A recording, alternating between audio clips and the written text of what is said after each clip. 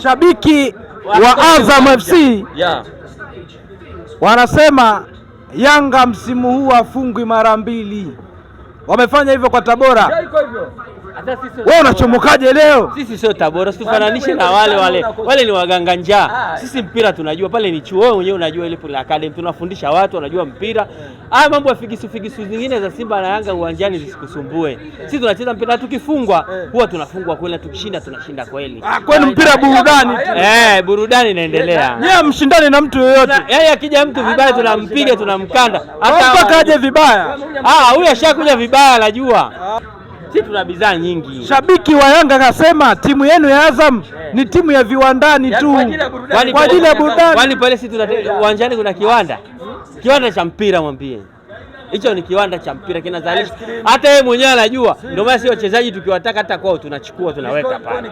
Alafu wakichoka tunawasukumia. Kama tulipowapa kina Shua Boy na wengine, yaani tunawasukumia. Anambia chukueni hao. Chukueni kapi hizo, sisi tunarudi na vitu vipya. Hao kazi yao kuokota.